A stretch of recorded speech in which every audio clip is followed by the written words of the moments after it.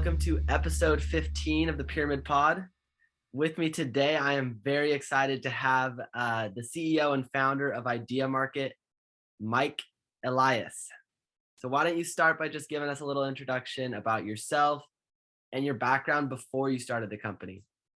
Oh, sure. Well, I'm a musician, as you can hopefully tell by the hair, and come from kind of a psychology, meditation, that kind of a background, as opposed to tech or finance or software or anything like that. Ended up in the crypto industry the from the psychological end of it, from the fact that you can kind of create incentives like Tinker Toys to do things that you never could have before. And that's kind of what got me to stick around here. Gotcha. And I guess that leads to my next question is how did that inspire and kind of like plant that seed in your mind of Idea Market and what you wanted to build with this company? Sure. So what started it was when I was new to crypto in summer 2017. I'd never really invested in anything.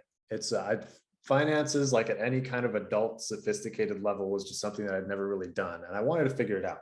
So since I didn't know anything, in order to figure out what the best crypto projects to invest in were, I would go to the super weird corners of the internet, like 4chan, where chaos reigns, because if you can sift through all the BS, that is where the best information in the world often appears first. You have, insiders leaking things on those kinds of forums first. And while you don't have any particular reason to believe anything that you see there, if you can sort through, you can find gems of insight. And I did. But what struck me about about environments like 4chan was everybody was always saying things like, shill me this, shill me that, tell me what I'm missing, tell me what's the best thing in the world that nobody knows about. There was this ferocious curiosity in the whole community. And I'd never really seen curiosity at scale before. You can see ferocious curiosity in individuals and in little pockets of nerds who have a hobby, but this was like a whole community of super different people going, what's the best information in the world on crypto assets? And so this was my first interaction with markets, really. My first thought about markets was, oh, markets scale curiosity. Markets make people look really hard for the world's best information about a thing. And I found that really exciting because the internet means that the world's best information about everything is already out there. It's already within arm's reach. It's already like an object you can just pick up. So what's missing is not superior knowledge. We have superior knowledge. What's missing is the curiosity and the drive and the mechanisms to get that superior knowledge from the deep recesses of the internet and bring it into the mainstream where we can all benefit. So that's what I wanted to do with Idea Market, was to create some kind of a profit motive like a market, to use markets to make people curious about everything, not just about crypto projects or stocks or things like that. Yeah, I guess that makes sense because in the investing world, is crypto especially, I'm the same way where all of my investments are crypto. But there's a very personal incentive to do the research, to try to find the next like 10x like high potential project.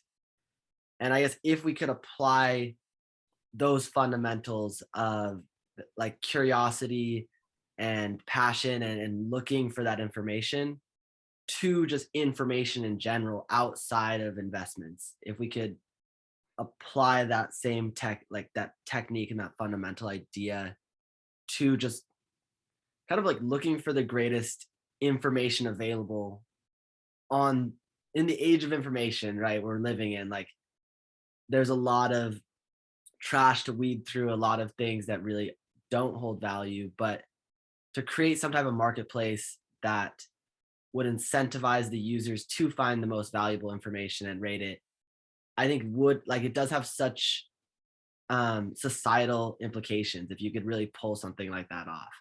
Yeah, yeah, and attention is such a scarce resource nowadays, and we don't treat it like one. And for every other scarce resource, there's a market for it. There's a market for deciding who gets the oil, who gets the electricity, who gets the water, who gets the gold. Markets regulate between all these scarce resources, but we don't have that for attention. So our attention ends up getting controlled by pre-planned attention markets like Facebook, like corporate media that basically decides for us where we should invest our attention. It's the only natural resource that doesn't have a free market around it in some form. Yeah, attention, and also this is something that I've always felt like is an underutilized resource in the world is like human ingenuity. Like like as an entrepreneur and also just like my personal beliefs, like I really believe in the ability for humans to like come up with solutions to the problems they're facing, and to like, I don't know, I just believe in human innovation, human ingenuity, and I think throughout history, like we feel like we're living through an apocalypse right now, and in some ways, like I think we are, but also throughout history, there's been apocalypse after apocalypse after apocalypse, and every time um that we're in these situations, like it's human creativity, human innovation that comes up with the solution that then advances society to kind of our next stage of evolution. And so I've always just been really passionate about like how can we empower that? How can we empower creativity? How can we empower solutions? How can we empower the people that um, have the like those great minds? And I think that's one of the things that I think is flawed with our system right now is what like what we reward financially. Like from my background going into engineering and then kind of like taking a step out of the corporate world, it had a lot to do with like me like not valuing the things that they valued, like what they wanted from an employee wasn't who I wanted to be. So it was like a conflict of interest for me. Yeah. And I think you see that even like in the history of the United States, when you look at something like let's take Tesla for an example. Like Nikola Tesla, like literally developed the all like most of the technology that our whole civilization runs on. AC currents and then a lot of other stuff, radio waves that we don't even like know to attribute to him. And his fine like he was financially struggling his whole life. Meanwhile, people like Edison, who were just businessmen and all about like profiting off of this information, like and extorting people like Edison, people like the creators, like they were thriving inside of the system that we've built. And that for me is like an indication that there's something fundamentally flawed with our systems. If we're not investing and empowering the people coming up with the greatest ideas, then we need to like take a step back and reassess our priorities. And I think that's what drew me into idea market, was just that idea of like, what if there's a new way to empower people with great ideas, um, more so than just your regular social media, where I can go on Twitter and I can share great ideas and I can reach an audience, but it I'm getting engagement. And I feel like as a user of social media, and we're talking about how attention is such a scarce resource, like that's really how I started to see my whole interaction with social media of like it's free because I'm putting my time, my attention into it. I'm putting my ideas into it. And I don't know if it's really a symbiotic relationship, or if it's kind of like using me as a resource more so than I'm really benefiting from that. So I've always really been passionate about the idea of just like how can we change the way that we connect with each other as creators, as innovators, in a way that connects like-minded people, but also empowers those people to then go make real changes in the world outside of social media. Totally. There's a guy I follow on Twitter, Visakan Virasamy, Visakan V on Twitter. He's pretty well known, and we interviewed him on Idea Markets podcast, and he had one line that I liked so much. I think we made it the title of the episode, and he said, "Imagination is the bottleneck." He Mm, tells the story about how the electric guitar was invented in the late 30s or early 40s, and it took another couple of decades before Jimi Hendrix started plugging in effects pedals to it and doing all these kinds of other things and making the guitar into this completely other kind of animal. And it's not like the technology wasn't really there. It's just that it took long enough to realize the possibilities, and just like the field of possible things we could do with what we have is so much greater than what we think about, that to the extent that we open ourselves up to all this, um, it's the cheapest, highest leverage way to get more from what we already have. And to the extent that um, we can enable that, our problems are really already solved. It's not really a problem of not having enough money or not having enough willpower or not having enough knowledge. It's that we don't have enough imagination, that we can, we haven't tapped into that as well as we could, because once we do, um, the problems disappear when you see them properly like that. yeah, because that seems to be one of the fundamental ideas behind Idea Market, is that the knowledge already exists. Like the knowledge that we need to create a better civilization, a more abundant, prosperous civilization, like that already exists. And we're kind of living in this lag time where what's holding us back is a certain combination of like corruption and cognitive dissonance and willful ignorance, like the trifecta of like, I don't know, stagnation. And if we can incentivize creativity, if we can incentivize curiosity, like I I just think that's how you change the world, is you inspire people to look through a new lens, because sometimes like it's so easy to like you're given a worldview from birth, and then sometimes you change your worldview as you grow a little older. But to actually like willingly tear apart your worldview and try to open yourself up and really like let go of some of that to see a bigger picture, like it takes, I don't know, a lot of courage on one end. And then you are also like faced with like, it's not a totally just enjoyable process. Like when you decide to deprogram yourself from certain conditioning, like you're no longer going to relate to some people that you used to relate to. You're going to kind of ostracize yourself.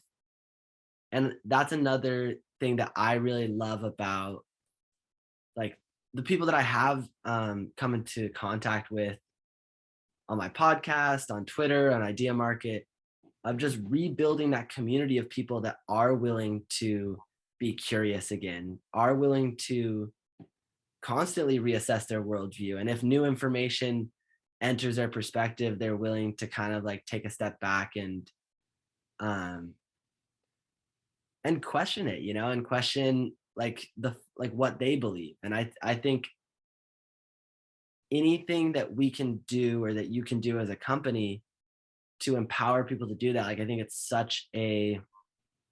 it'll create such positive effects in society.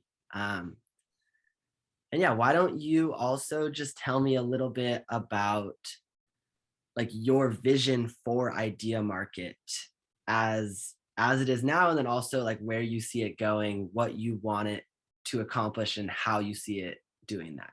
Sure. Okay. So now what I want to accomplish is kind of a few different overlapping things. Like the original vision came from wanting to capture the value of obscure genius, that there's all this incredible information out there for free, publicly accessible, that we're just not using for no reason.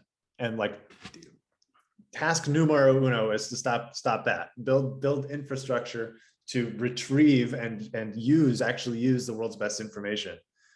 Because once we do that, a lot of problems we think we have will actually just disappear. We don't have problems. Problems are kind of a myth. It's that we're pretending not to have the information that we have. So if we stop pretending that, then a lot of problems will disappear. It'll create a lot of new problems, but hopefully they'll be superior to the ones that we have now. They will at least be honest problems, not problems brought about by pretending. So that's task number one. And the way we're going to enable that is by building an alternate system for creating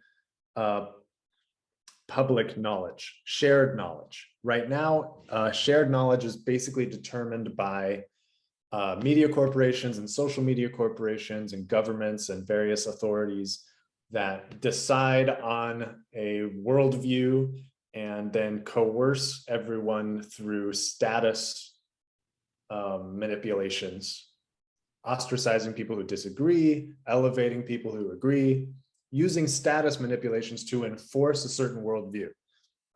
Now, of course, social status and truth status have nothing to do with each other, so this is pure warfare. This is information warfare. And what we want to do is build an alternate way for public knowledge to be created that does not depend on third parties like governments and media corporations and social media corporations. We're going to have it based on markets.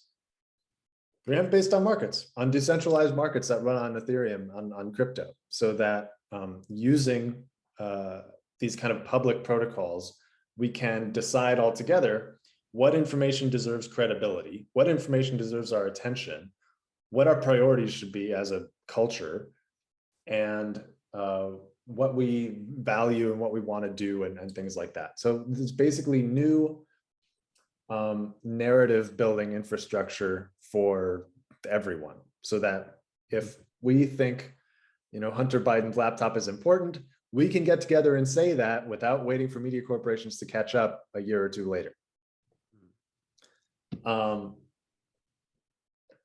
So that's what we're building right now, and it has two pieces in it. One is a rating system where we're inviting users to rate content from around the internet. We're going to start with tweets. We'll invite users to rate tweets on a scale of 1 to 100 in terms of like how useful they think it is, how much they agree. We're not prescribing exactly what the rating means, but generally it's kind of like confidence or usefulness or value or something like that. And if you have a crypto wallet, you can log in and start rating tweets. And what this does is it creates a permanent record of each user's public judgments. So if there's a tweet that says, Hunter Biden's laptop is a big deal, it should be a news story, and one politician rates it really high, rates this tweet really high, and one rates it really low, or your favorite influencer, if your favorite influencer rates it really high or really low, we can look back in time and see who rated what, how, and when, so that we can see, oh, that Hunter Biden laptop thing turned out to be a big deal. Who was right about that early? Because we have this new crisis and I have to know who to trust. I don't want to trust the people who've been useless in the past. I want to trust the people who've been useful in the past. So it creates this permanent record of personal judgments that are necessary to make sense of the world, right? So we have this rating system so that the world can rate tweets, rate information freely without third-party intermediaries doing it for us. And then second, we have, we haven't launched this yet, but we will very soon, a market for users, so that if you believe a user's judgments are good or you trust them, you can put money behind their account and increase their influence over the ratings. So if I have $100,000 of backing from my fans and I rate something, my rating will have more impact on the overall rating than if I had $10,000 or $0. So the people that the public trusts more are given the power to shape the narrative in proportion to the money that people have risked to support them and show their support. Does that make sense? I know you and I have talked about this a fair amount, but do you think that'll make sense to someone new, or are there things that need to be clarified? I'm trying to wipe my mind of Yeah, all past encounters and just kind of talk to you from that perspective. yeah. And I So in guess, the end, I just want to say one more sentence to summarize all that. So in the end, we have the ratings, we have the market, and we'll be able to show the most confident opinions, that's the rating system, given by the most trusted users, that's the market. mhm, And what information is more worth everyone's attention than that? Most trusted people, their most confident opinions, done. And that's what we all, need to be paying attention to anyway. We just have never had an honest system for measuring it. awesome. All right, I'm going to ask you a series of questions to, yeah, just further get you to elaborate on how things are going to work, um, how this relates to some of the problems we see today with mainstream media, how it's going to empower the people, etc. Yeah. Um, question one is, so the investing portion of Idea Market is not going to be investing specifically into individual posts, articles, like fragments of information. It'll be to invest into users themselves and the value that their perspective holds and how much credibility, trust you think they have earned um, as an investor. After launching a few different products, that's what makes sense to me right now to do it in the way that you just described. Yeah. I should be more clear. We're not like we believe that the future of public knowledge is going to come from markets in some form. And we're experimenting with different implementations of that to see if we can crack the code and build the thing that becomes, the new global Yeah. standard for making sense. And so I don't know that this is the way things are always going to be, but right now it seems like, yeah, what we're really measuring with markets is the perception of a person's credibility, not so much the value of a string of words, the value of a piece of information that's already public. That's kind of a little less straightforward to turn into an asset class. I'm not saying it couldn't happen, it probably could, but I'm not sure how. Okay. And we might discover that later together. All right. So next question. I'm envisioning Idea Market. I'm seeing like there's a investable profiles section, okay, where you can invest in the top Idea Market profiles. Hopefully one day we have Joe Rogan on there. I'll be on there. You'll be on there. Like we'll we'll have a community of people, and an ever growing, expanding community of people that are users that are rating information for us, uploading information for us. And so one segment, you'll be able to see these users and kind of see on one end, like who is the most trusted. Um, and you'll be able to visit their profiles, like what will the individual profiles look like?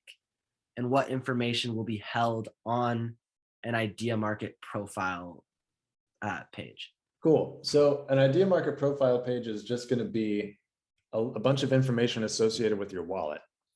So in true Web3 form, when you connect your wallet, it's going to read data from the chain and the subgraph to figure out a bunch of things about your interaction with Idea Market. And that means it will show all the investments that you've made in users. So it'll kind of show your Idea Market holdings, your Idea Market wallet holdings. Second, it will show your ratings history. So if you've rated a bunch of tweets, it'll show them all and it'll show your ratings. There's also a comment feature along with the ratings. So it'll show the comments that you left along with your ratings. And so if I visit your idea market profile, I'll be able to see all your opinions and sort them by most confident. And if I want to share all my opinions with someone, I can just share my idea market profile link, because it's basically a portfolio of beliefs. It's one page that shows exactly what I think and exactly how confident I am about it and exactly why I think that. And every user will have this little portfolio. Awesome. And will you be able to see on a person's profile not just what information they've rated, will you also be able to see which profiles they have invested, which perspectives they believe in? Yes, yeah. That's the wallet page basically. That's the wallet Okay. section that you'll be able to see. Hey, I've bought tokens for Balaji Srinivasan or Eric Weinstein or Drew Tang or something like that. You'll be able to see all the users whose token I've bought as well. Perfect. So we'll have a list of users that you can sort through different metrics that are investable accounts, and you'll be able to go to individual accounts and kind of look at the information that they have invested in, rated. Um, I guess that brings me to my next clarifying question about how Idea Market is going to work is what do you see as the future of like the posts themselves? Like you said right now we're thinking about embedding tweets, and then there will be a system of rating different tweets. You'll be able to publish URLs, threads, um, and so when you're on Idea Market as a user, you'll be able to go sort through this rated information. I'm assuming the highest rated information is at the top. And is there any other way to kind of sort through this information? So it's not just like a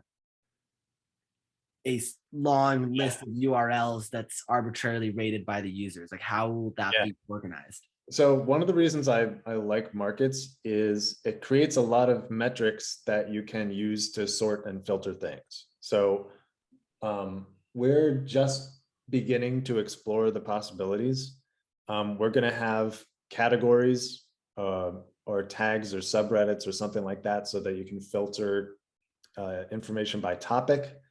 You can sort by rating. You can sort by the amount of money backing the total amount of users that have rated it. You can sort by bounties, which we can talk about. But ultimately, I see this going in kind of a trading view direction, in the sense that in the same way that there's kind of infinite analytical tools for existing markets, we can have the same for this new asset class around credibility and information. And our ability to sort and filter and pinpoint alpha in this extremely inefficient market is only beginning to be explored. So that's why we're doing it this way. We want to open this field up to the world to figure out how to explore it and find signal in it. So what would be like an example of a category that you could like when you're as a user uploading a tweet, uploading an article, something like that, and attributing it to a category? Like what kind of category would there be available for you? We'll probably start with categories that are pretty broad, like current events, alternate history, technology, uh, health, medicine, nutrition, things like that. Things that are very broad categories, kind of like you might imagine have been the default Reddit subreddits, Yeah. when Reddit was first taking off. Yeah, we imagine it'll be something like that, but open to feedback and ideas and all that. And so then you would be able to go in and like if you're really passionate about medicine, let's say health, um, you'd be able to go into Idea Market and then search just through the posts that are like health related and then view all of the top rated information that's available out there for health. Correct? Yeah. And that's, it's a very vague category, but Yeah. yeah, but yes, that's the idea, that if you specialize in a particular topic or are particularly interested in the world's best information on one category of things, you'll be able to segment it like that. And we want those segments to become, very proliferated and narrow and specific so that every little kind of nerd can find their niche. But yeah, we're gonna keep it simple to start. Awesome. Awesome. I'm trying to think um, what other questions I have for you. One of which, I actually forgot to address a couple things that you said earlier. I don't want to scare away your no, current thought go though. for it. No, go for it. All right. So you're asking where I see idea market going and like what success looks like and all that stuff. Like Yeah. what's, kind of the grand vision. And what occurred to me when you said that was the way public knowledge is created has not changed in thousands of years. It's always followed this two-part process of create certainty and then enforce it upon everyone else. You have some authority that decides what's true and absolutely true, and then some power structures through which they compel the rest of society to agree with it, believe it, go along with it, things like that. The problem with that, I mean, there are many problems with that, but some of the most obvious are certainty is not really a thing that exists. Every time we try to find certainty in philosophy or mathematics or science or anywhere, it eludes us. Yeah. You have Gödel's incompleteness theorem in math. You have Heisenberg's uncertainty principle in physics. You have language games in philosophy. So there's no certainty anywhere. So anytime you try to create it, or an authority tries to create it, you're necessarily lying or leaving something out or causing some kind of false faith. And so creating certainty is impossible, which means enforcing it is immoral. So the only way to create public knowledge for thousands of years has been this impossible, immoral, totalitarian mechanism. And what markets do is replace knowledge based on these false certainties with knowledge based on honest uncertainty. Because we've used markets for a long time now. We understand how they work. We understand that, the price of Twitter stock is not certain. It could go up, it could go down. We could be right, we could be wrong. There could be a nuclear bomb, there could be an asteroid, there could be there could be an alien who comes to Earth and then joins Twitter, and Twitter stock blows up. Like there's all these Elon uncertain. Musk. Yeah, Elon Musk. I mean, I could have said that, but yeah, Elon Musk just bought 9% of Twitter, right? So uncertainty is an accepted fundamental element of markets. And that's the way all knowledge needs to be treated, because uncertainty is fundamental, not certainty. So by building markets to manage public belief and public knowledge, we're actually treating knowledge the way it actually works. And that's a much better model. And we're going to get much better results as a result of that, instead of having an authority create a false certainty and enforce it until people get tired enough of that to have a revolution. It's just really inefficient. So markets are this new way of creating public knowledge in accordance with the way knowledge and information actually work. And that's kind of the grand vision, that to bake this better relationship with knowledge into the infrastructure that the whole world uses to relate to it. Gotcha. It's a little ambitious. No, it's perfectly ambitious. And it sounds like that is kind of like the core concept behind Idea Market.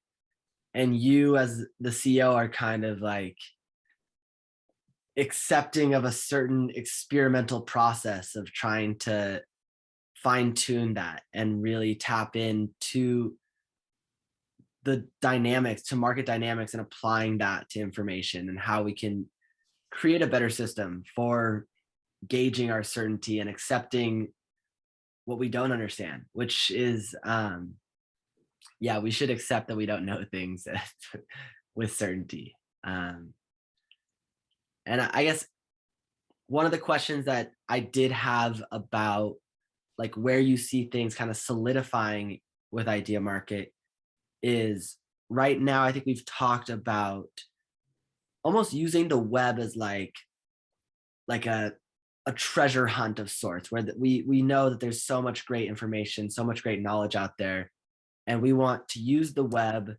and bring all these URLs, essentially these articles, these tweets to Idea Market, and then give our rated users the opportunity to sort through them and yeah, bring that great knowledge to public awareness.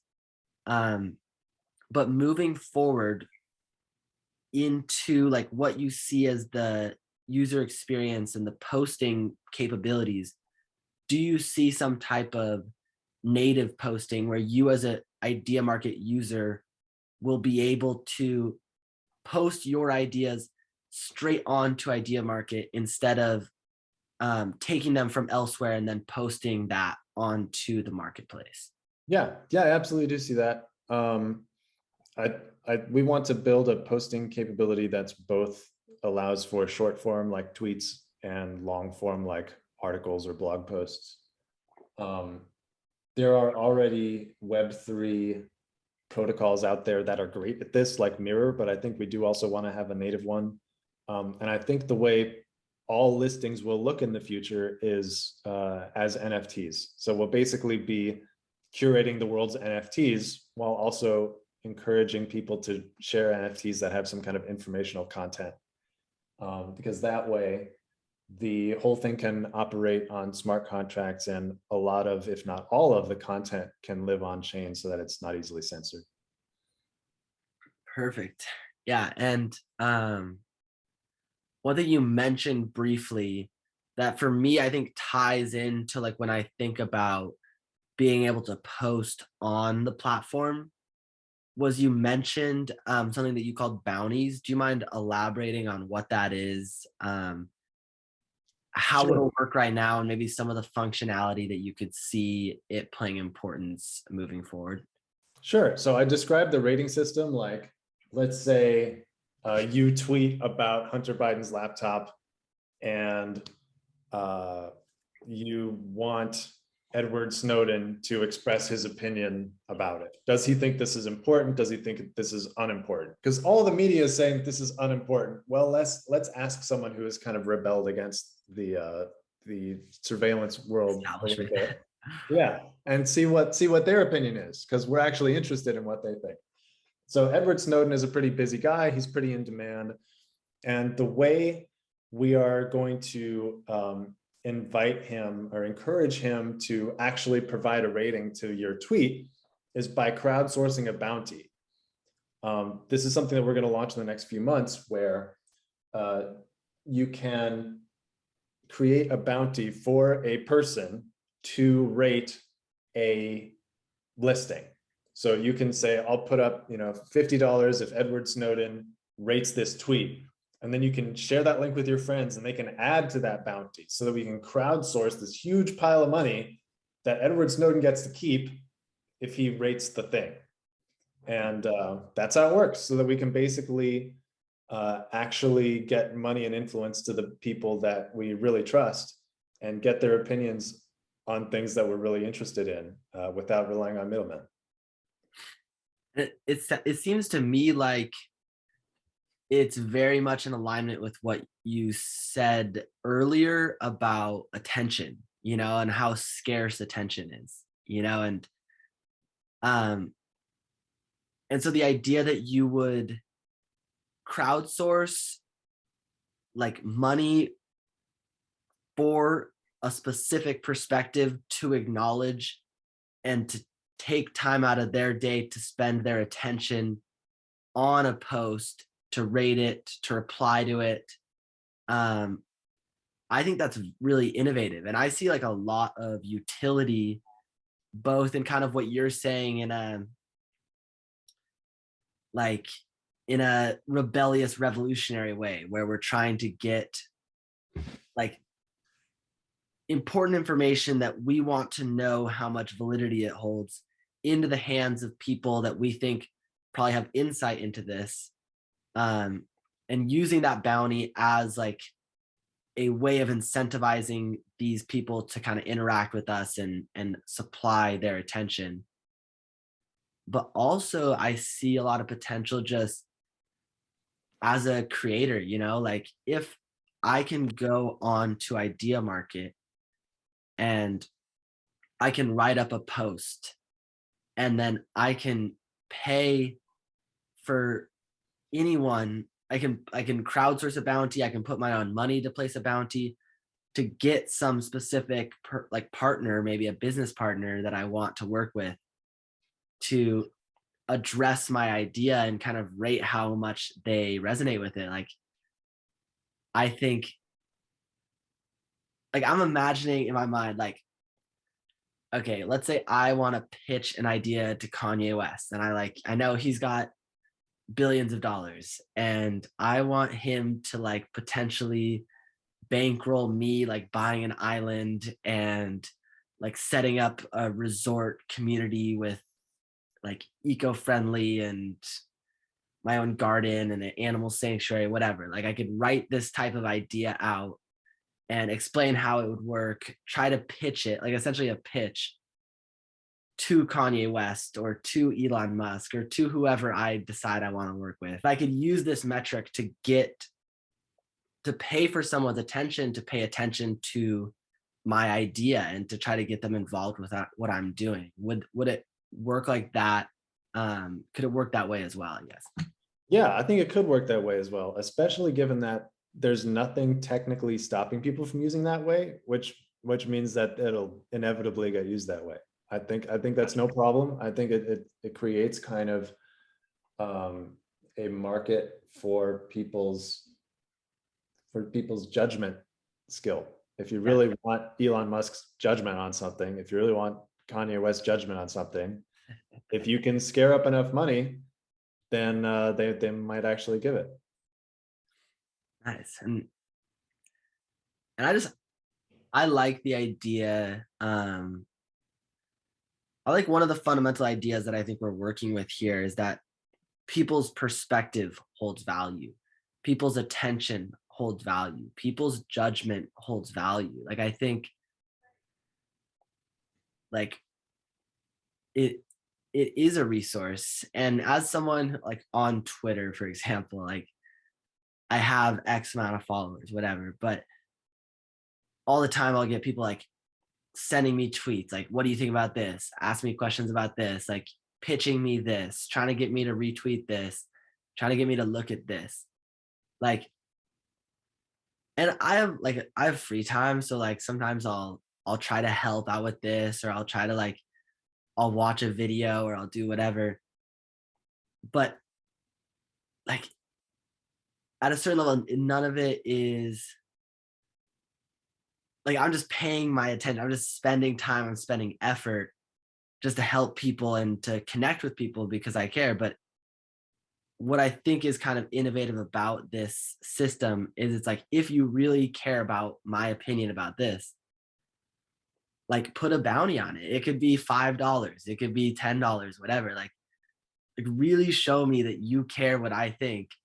And I'm much more incentivized to do a good job, to really thoroughly look through your pitch, to actually watch your video and or if it's a conspiracy and you're like, Braden, what do you think about this? Like, is this what's really happening? Like, and I'll probably reply no matter what, but like if you pay me $10, I will really thoroughly like read through something and be like and actually tell you what I think about it. So I think um there's a lot of utility there. And especially once Idea Market has kind of developed the posting capabilities like within the platform, like I think that would be really cool. And I think we've talked about this before. Did you say that there's some connection between how you see the bounties working and how you like how bounties working and how you want to integrate ads into the platform. Um, mm, Potentially, we're getting into some distant future stuff though. Something I should say before I talk about that is that the bounties will be paid in IMO, our token, Mhm. so that the people whose opinion the users value will end up with a stake in the ecosystem as a whole. So if you raise $100,000 for Edward Snowden to rate your tweet on Hunter Biden's laptop, then Edward Snowden ends up with $50 or $100,000 worth of IMO Gotcha. that he has. So he ends up with an interest in the platform's continued success.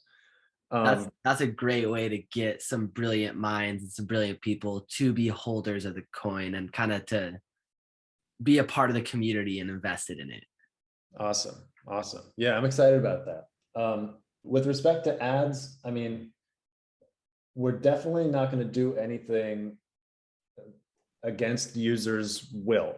Like in the same way that Brave browser makes ads optional, anything that we do that's like an ad will be optional. However, there's nothing technically stopping people from using bounties like an ad and saying, hey, I'll pay $100 to you specifically if you pay attention, if you rate my thing, if you look at my thing and rate it.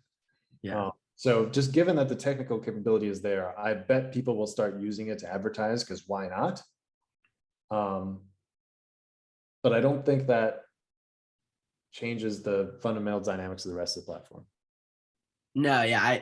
What I liked about it is I think we've talked before, and I think we're on the same page that like when you're looking through the feeds of medicine, technology, philosophy, like the rated information isn't just going to be randomly intermixed with paid advertisements. And Yeah, in fact, we probably shouldn't even like put it in people's minds, because it's just no, not going to happen. no, but what I liked about, like, I think we talked about this at one point of like, okay, if we ever decided to integrate ads, which right now we don't have ads. And I do think there's a scenario where we just like, screw it, we are ad free forever for life. Like, I think that is definitely a potential too. Um, but using the bounty system, like I'm imagining like if you had corporations that did want to, or even small businesses or medium businesses or any type of business that was willing to pay a certain amount for someone to watch their video, like learn more about their product or even other crypto products. Like I know you can go on Coinbase and you can watch like a minute long video and earn some coin or whatever. Um, and I just like that model for ads more, where if you never engage with the ad, like if you never like specifically seek out the bounty being placed on this ad and watch it and rate it and interact with it, then it will never be a part of your experience on the platform. And you don't even have to like pay extra to not have ads. Like you would just have to choose to watch the ad, and then you would like your attention being spent on the ad would then like be a bounty for you to accept. But yeah, I guess my main point is I see a lot of utility on what we could do with bounties and the idea that we're kind of quantifying the value of attention. And then instead of what current social media corporations do, which is like, I think they also very well understand the value of attention. Like I think we're like recognizing the value of attention, but then actually paying people for their attention, like we're placing a bounty, like if Snowden wants to take his time to do this, he's getting paid. Whereas Twitter, I think very well understands their entire platform is dependent on people's attention and keeping people like actively on and engaged there and viewing ads in their feed, viewing ads in their profiles. But like there's no monetization side of that, where like as a user on Twitter, I'm not making any money from engagement. I'm not making any money from the ads that I unwillingly scroll past. And I just think there's got to be a way to create a platform that's more conscientious of that and more focused on the user's experience and valuing their time and valuing their yeah, valuing their attention. And I think I we're coming up on an hour here, but one of the last questions I wanted to ask you, just because I don't really understand and I want to understand more, is like, how does all of this kind of relate to blockchain technology and Web3, and how does that kind of tie in to some of the more like fundamental ideas that we're working with? Yeah. So what's exciting about crypto, Web3 blockchain, whatever you want to call it, is it lets you build permanent public things in software. Now, for an example of a permanent public thing, think of a mountain. If you have a mountain, you can build like a ski lodge there and have a restaurant for people who come, and have a hotel for people who come, and have little shops for people who stay at the hotel. If you have a mountain, you have an economy. Like you can form a whole town, a whole civilization around a permanent public thing like a mountain. Crypto means we can build mountains out of software. So if there's something that we want to exist, we can make it permanent and public like a mountain using Web3, using software. We can just spin up mountains out of nothing, which means spin up economies out of nothing, spin up civilizations out of nothing, and create entirely new like pillars of civilization and culture for activity to sort of circulate around and be based on, like, you know, the ski lodge economy of a mountain. That's one of the things that's really exciting about crypto is we can build these things that we couldn't build before. And can you see how that gives us a profound power to kind of shape how we organize and how we interact? Let's say that I could like, let's say that I'm like I love crypto. I have a loose grasp of blockchain technology, the power of decentralization, how that all functions. But let's say like I'm a fourth grader for a second. Like, All right. what does blockchain technology do? What does Web3 do in the scope of the internet, in the scope of building businesses on Web3, on Ethereum? Like, why is this the future? Why are people going to be moving here? Yeah, and how does, like, how is it advantageous as a company to be in Web3 when there are these barriers of entry to the crypto world, and it might be more difficult to reach a large yeah, just let's I want to just get it as simple as possible, what blockchain does and how it relates to Idea Market and what we're building and what we're building on. Sure. So with respect to the like adoption and technical barriers and stuff like that, every new technology starts out harder to use and becomes easier. So it's kind of inevitable that as long as no massive, you know, calamities happen, that crypto will become easier to use. I mean, Coinbase is launching an NFT service soon. It's going to be massive. And what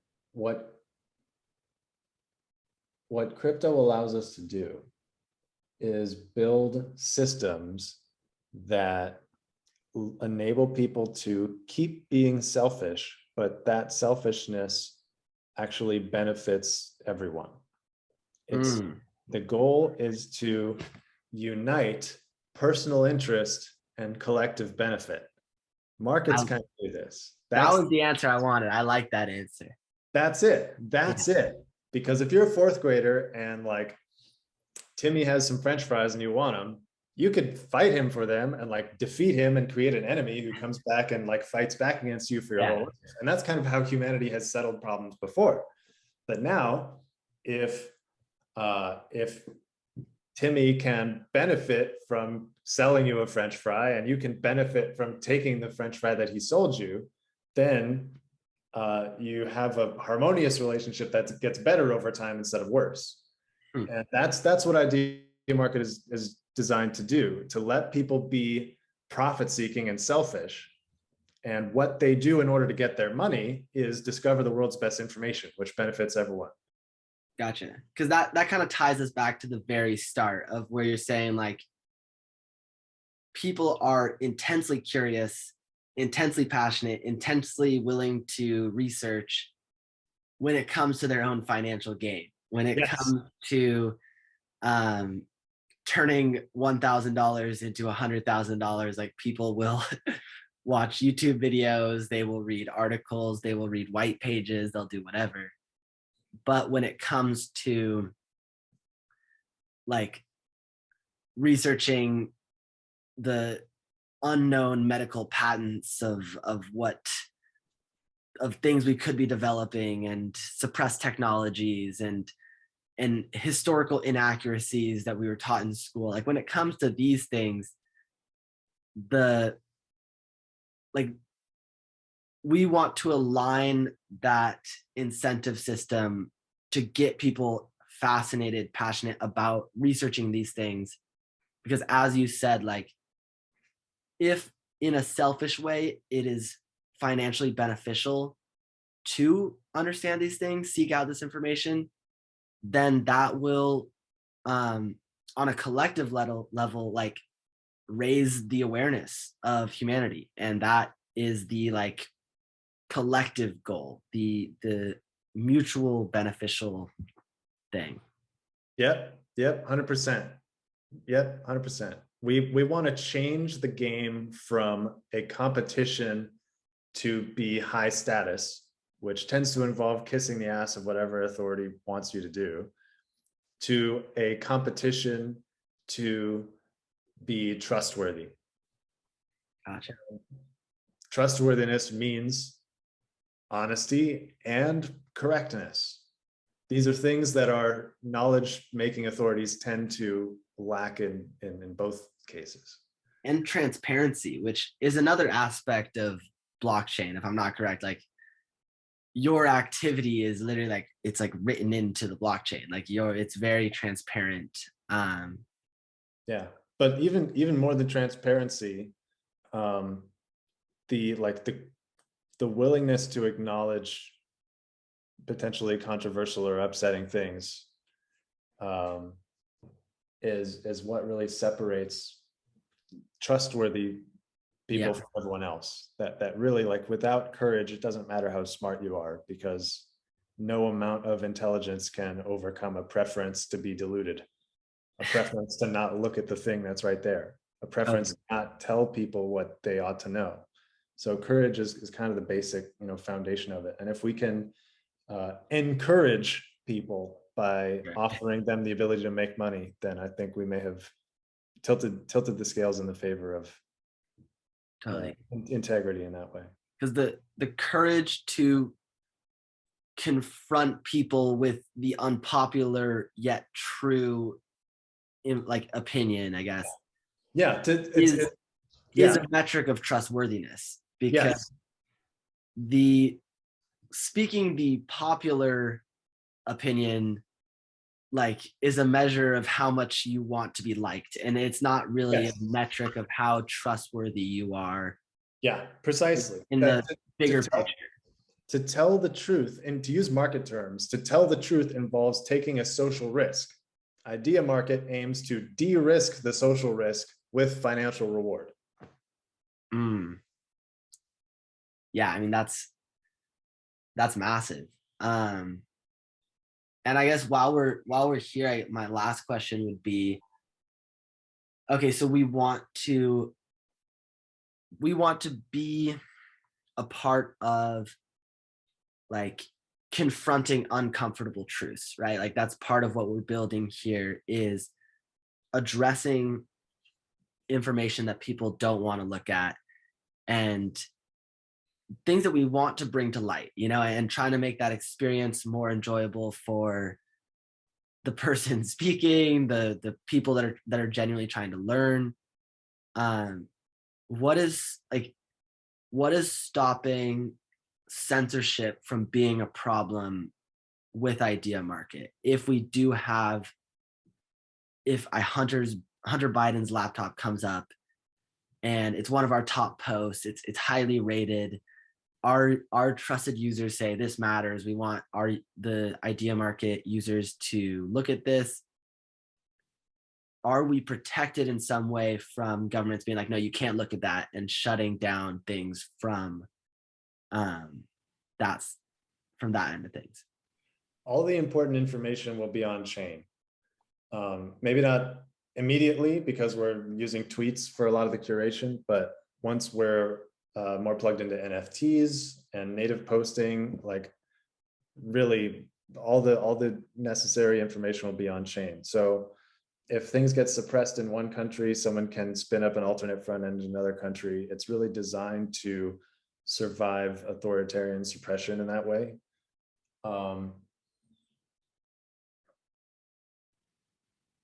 Yeah, does that answer your question? Yeah, yeah, Somewhat? it does. Good. And yeah, I think that's all I have for you today, Mike. But thank you so much for coming on and talking about your project and enlightening me on some things that I didn't understand. And yeah, I love what you're doing. And I Awesome. think Thanks so much. I just see a lot of success coming your way. So keep at it. Thank you so much, my man. Always a pleasure to talk.